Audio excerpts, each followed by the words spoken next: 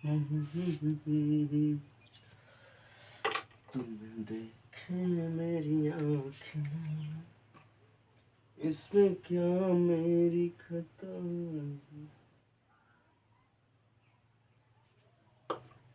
हाल क्या है मेरे दिल का।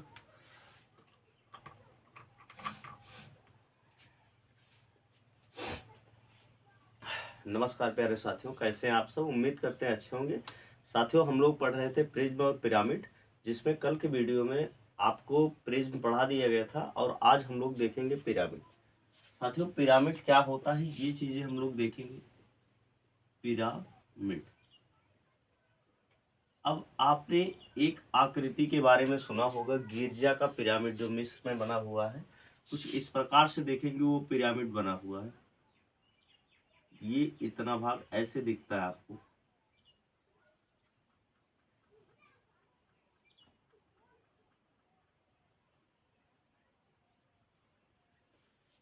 ये क्या होगा, अपना पिरामिड होगा।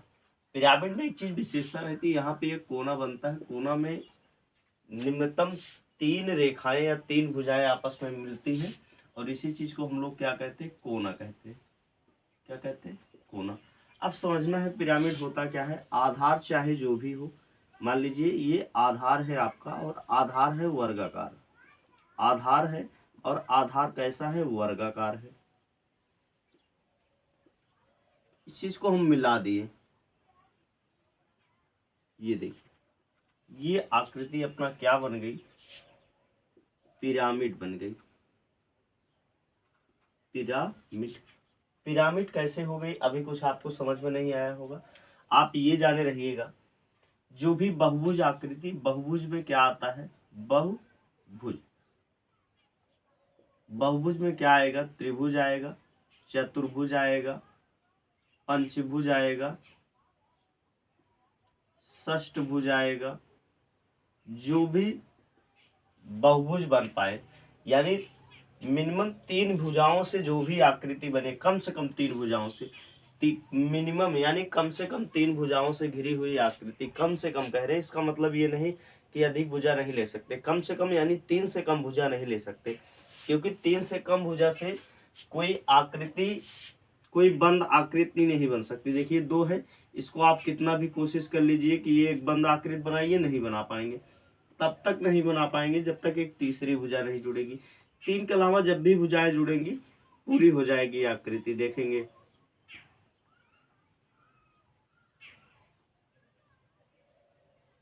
ये, आप देखिए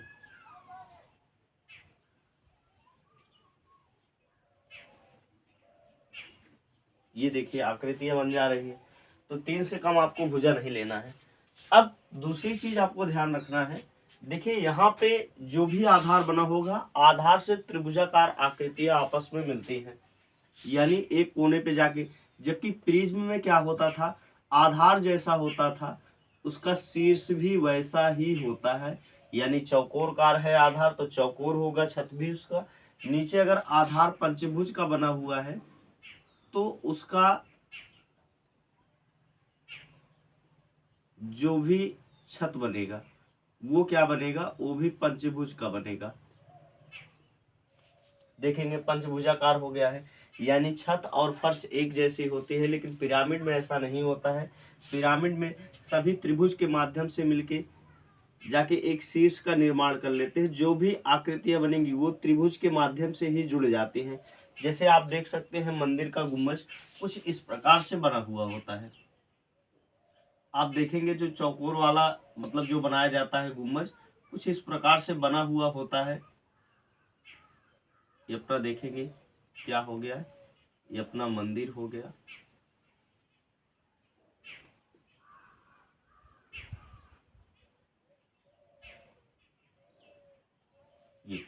ये रहा अपना मंदिर। तो देखेंगे यहाँ पे जो ये गुम्बज होता है कैसा होता है, पिरामिड आकार का क्या होता है, गुम्बज होता है, जिसमें शीर्ष बन जाए वो क्या होगा, पिरामिड। ये आकृतियां थोड़ा सा समझ में आना चाहिए, ये जरूरी है आपको, क्योंकि आकृति नहीं समझ पाएंगे तो क्वेश्चन भी नहीं समझ पाएंगे। चलिए देखते हैं आगे। अब कुछ चीजें इसमें जान लीजिए, क्या क्या चीजें हैं इसमें इंपॉर्टेंट जो आपको समझना पड़ेगा। ये क्या बन गया, अपना पिरामिड बन चुका है।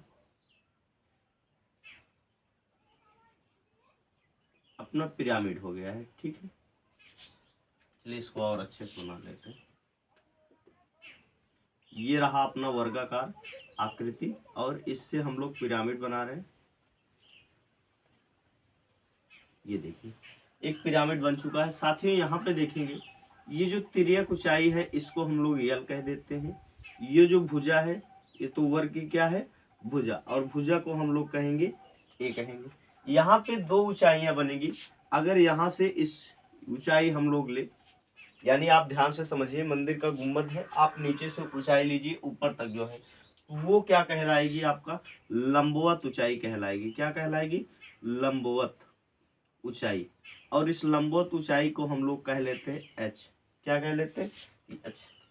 बस इतना ही आपको समझना है। ऊंचाई दो प्रकार की होगी, एक तिर्यक ऊंचाई, जब भी गुम्बद बनेगा कुछ इस प्रकार से बनेगा। ये जो तिर्यक ऊंचाई बनेगी इस चीज को हम लोग कह दे रहे हैं यल।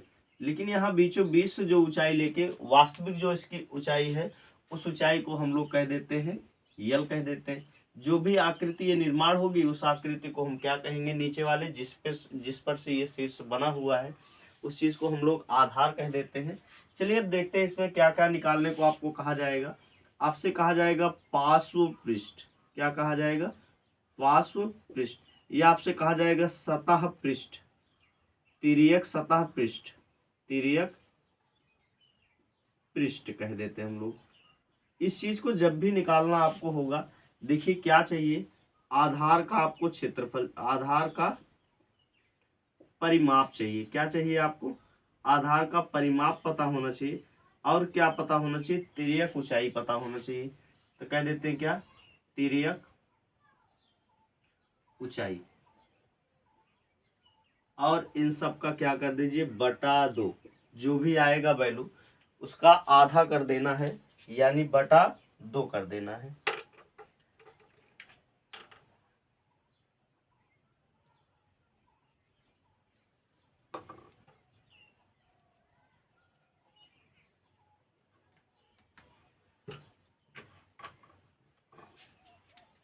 जो भी आएगा उसका क्या कर देना है, बटा दो कर देना है।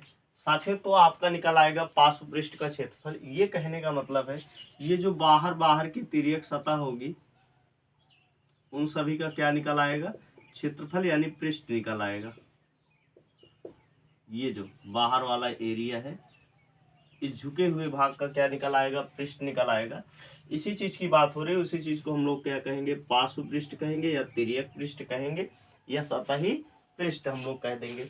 अब दूसरा क्या होगा, देखिए अभी ये नीचे वाले एरिया का ये जो आकृति बनी हुई है नीचे वाली, इसका भी अगर आपसे क्षेत्रफल जोड़ लिया जाए तब आपका कहलाएगा संपूर्ण पृष्ठ। क्या कहलाएगा, पिरामिड का संपूर्ण पृष्ठ। जब भी पिरामिड का संपूर्ण पृष्ठ आपसे पूछा जाए ये तो आप रखेंगे, यानी रखेंगे आधार का परिमाप। जो भी आधार बनेगा, चतुर्भुजकार बनता है तो चतुर्भुज, त्रिभुजाकार बनता है त्रिभुजाकार का जो भी आकृति रहेगी उसका क्या निकाल लेना है, परिमाप। तो आधार का आपको रखना है परिमाप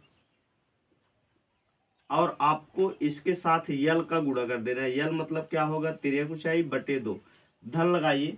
अब आधार का आपको क्षेत्रफल निकालना है, आधार का क्षेत्रफल, और इसी में क्या कर देना, ऐड कर देना है। तो आपका निकल आएगा संपूर्ण पृष्ठ निकल आएगा। एक चीज आपका बचा है, क्या बचा है, आयतन। जब आपसे आयतन पूछेगा तो आप क्या रखेंगे, वहां पे आपको वास्तविक ऊंचाई की जरूरत होगी। तो आप सबसे पहले क्या करेंगे, आधार का आपको क्षेत्रफल निकालना पड़ेगा, आधार का क्षेत्रफल। जब आधार का क्षेत्रफल निकाल लेंगे तो उसका जो है लंबवत ऊंचाई से गुणा कर देंगे, लंबवत ऊंचाई से क्या कर देंगे, गुणा कर देंगे, जिसको हम लोगों ने नोटिस किया है कि क्या होगा, वो यच होगा और बटे 3 कर दीजिए। जब भी कोई चौकोर आकृति बने या गोलाकार कुछ भी आकृति बने, यहाँ से अगर इस शंक्वाकार कोई आकृति कैसे भी बन रही, चौकोर करके इस प्रकार से कुछ भी बन रही, तो इसका आयतन क्या होगा, इस पूरे आयतन का बटे 3 होगा। जैसे आप ध्यान से समझिए, ये अपना आयत है, वर्ग है, और वर्ग पे यहाँ से ऐसे भाग का हम लोग, इसका हमको क्षेत्रफल चाहिए। क्या चाहिए, क्षेत्रफल चाहिए। तो मान लीजिए ये वर्ग है और इस वर्ग की भुजा है 10 सेंटीमीटर, ठीक है। मान लीजिए कितना है, 3 सेंटीमीटर है इस वर्ग की भुजा। ऐसा इसलिए कर रहे हैं ताकि मान आसानी से निकल आए। तो 3 है तो इस वर्ग का कितना क्षेत्रफल होगा, 3 गुणे 3 कितना आ जाएगा, 9 सेंटीमीटर स्क्वायर। तब देखिए इस त्रिभुज का क्षेत्रफल क्या होगा, इसी के बटा 3 कर दीजिए। बटा 3 क्यों करते थे, क्योंकि यहाँ पे 3 भाग बनेगा, एक ये वाला, एक ये वाला भाग बनेगा, एक ये वाला, 1 2 3, 3 भाग बन रहे इसलिए क्या कर देंगे, बटा 3 कर देंगे। तो कितना आ जाएगा, 3 सेंटीमीटर। यानी 3 सेंटीमीटर इसका भी क्षेत्रफल होगा और बाकी 6 सेंटीमीटर इन दोनों का क्षेत्रफल होगा। मैं ये नहीं कह रहा हूँ कि ये दोनों क्षेत्रफल आपस में बराबर होना तो चाहिए भाई, बराबर तो होना चाहिए, होगा कि नहीं होगा वो अलग की बात है, लेकिन इसका जो क्षेत्रफल आ जाएगा 3 सेंटीमीटर आ जाएगा, बाकी इन दोनों का क्षेत्रफल 6 सेंटीमीटर, क्योंकि दोनों को मिला के तभी तो 9 सेंटीमीटर होगा। मान लीजिए ऐसे क्या है, एक अपना बेलन है और इस बेलन में अगर हम लोग शंकु बना दें और इस बेलन की ऊंचाई जो है एच जो है 10 सेंटीमीटर है, इसकी त्रिज्या जो है 7 सेंटीमीटर है, तब आपसे ये पूछा जा रहा है कि बताओ इसका क्षेत्रफल कितना होगा, इस शंकु का क्षेत्रफल कितना होगा। तब आपका क्या होगा, पाई आर स्क्वायर एच बटे 3 कर देंगे। देखिए पाई आर स्क्वायर इस बेलन का आयतन होगा, बेलन का क्या हो जाएगा, आयतन, और बटा 3 कर देंगे क्योंकि 3 भाग बन रहे, 1 2 3, इसलिए क्या कर देंगे, बटा 3। जितनी आकृतियां बनेंगी उतने से क्या कर देंगे, भाग कर देंगे हम लोग। तो आपका क्या हो जाएगा, देखिए 22/7 हो गया, गुणे 7 क्योंकि त्रिज्या अभी 7 बताए हैं, यच का मान है 10, कट गया, 7 दूना हो 7 दूना 14, 7 दूना 14 1 15 गुणे 10 कितना आ गया, 1540 सेंटीमीटर स्क्वायर। अभी 3 बचा है ना, 3 से इसको काट दीजिए, 3 पचे 15, 3 एक कम 4, 3 एक कम 3, एक बचा, 3 त्रिका 9, जो भी आएगा 3 3 3 ऐसे करके जो भी इसका वैल्यू आएगा। तो यहाँ पर भी देखिए ऐसे सेम हुआ है, जो भी आकृति बने यहाँ पे आपसे सिर्फ इसका पूछा जा रहा है। अगर भाई ये अगर अपना जो है पिरामिड होता तो कुछ शंकु होता तो कुछ इस प्रकार से बनता। हम लोग बेसिकली वही कर रहे हैं, इसका क्षेत्रफल निकाल के यहाँ हाइट से हम लोगों को क्या करना है, गुणा कर देना। गुणा तो करना है लेकिन यहाँ पे देखेंगे हमको सिर्फ इतने का क्षेत्रफल चाहिए इस भाग का, जबकि इस चौकोर भाग का नहीं चाहिए, तो हम लोग इसी का क्षेत्रफल निकालते हैं और बटा 3 कर देते हैं। तो बटा 3 करेंगे तो क्या निकल आएगा, इस पिरामिड का आयतन निकल आएगा। तो आधार का क्षेत्रफल गुणे लंबवत ऊंचाई क्या कर देंगे और बटे 3 कर देंगे। आइए हम लोग क्वेश्चन देखते हैं।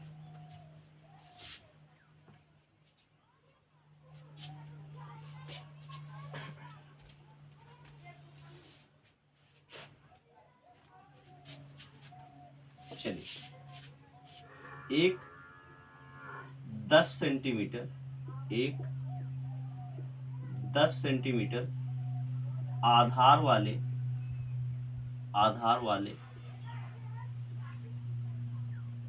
एक 10 सेंटीमीटर वर्गाकार, क्योंकि आकृति कंफर्म करना है, वर्गाकार आधार वाले पिरामिड की लंबवत ऊंचाई 12 सेंटीमीटर है। एक 10 सेंटीमीटर वर्गाकार आधार वाले पिरामिड की लंबवत ऊंचाई बताई गई है 12 सेंटीमीटर। तो पहले नंबर पे आपसे पूछा जा रहा पार्श्व पृष्ठ क्या होगा, पार्श्व पृष्ठ। दूसरे नंबर पे आपसे पूछा जा रहा संपूर्ण पृष्ठ क्या होगा, संपूर्ण पृष्ठ। और तीसरे नंबर पे आपसे पूछा जा रहा आयतन क्या होगा, आयतन क्या होगा। चलिए हम लोग देखते हैं बारी बारी सब चीजों को। उम्मीद करते हैं फार्मूला आप रट लिए होंगे। देखिए ये अपनी आकृति है और आकृति जो है वर्गाकार बेस पे बनी हुई है। ये अपना रहा पिरामिड वर्गाकार, ठीक है। यहाँ पे बताया गया इसकी भुजा 10 सेंटीमीटर है, तो सभी भुजाएं कितनी होगी, 10 सेंटीमीटर, 10 सेंटीमीटर। ये भी कितना होगा, 10 सेंटीमीटर, ठीक है। अब यहाँ पे देखिए, यहाँ बीच से लंबवत ऊंचाई क्या होगी, बीच से बनेगी, तो ये ऊंचाई आपको दे दी गई है 12 सेंटीमीटर। ध्यान से देखिए, यहाँ से यहाँ तक की दूरी फिर कितना होगी, क्योंकि ये मध्य में है, ये पूरा दूरी अगर 10 है तो ये इतना दूरी कितना कहलाएगी, 5 सेंटीमीटर कहलाएगी। भाई आधी दूरी कितना हो जाएगी, 5 सेंटीमीटर।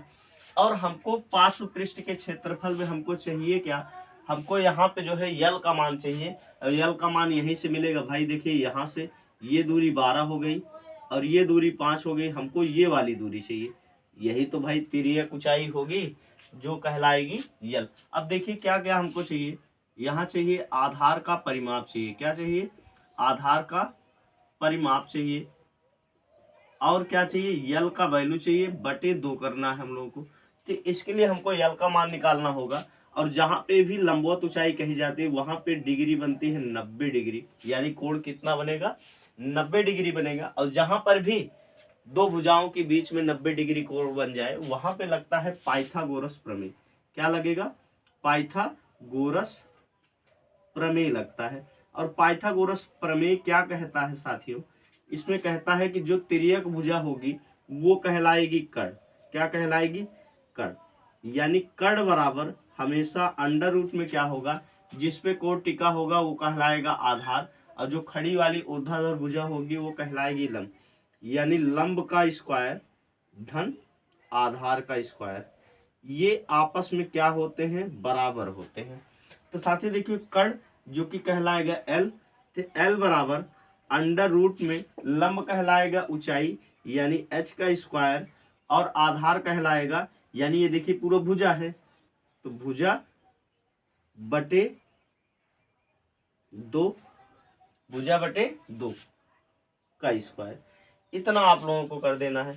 तो चलिए हम लोग यल निकाल लेते हैं, फिर कितना हो जाएगा, एच कितना है 12, तो 12 का स्क्वायर, भुजा बटे 2 यानी 10 बटे 2 कितना हो गया 5, 5 का स्क्वायर कितना हो जाएगा, 12 का स्क्वायर 144, 5 का स्क्वायर 25, जुड़ के हो गया अंडर रूट में 169, 169 होता है 13, 169 का वर्गमूल कितना होगा 13।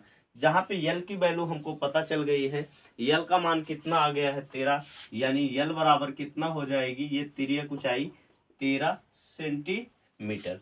अब देखिए यहाँ पे वैल्यू हम लोग रख देंगे पृष्ठ के लिए, पार्श्व पृष्ठ,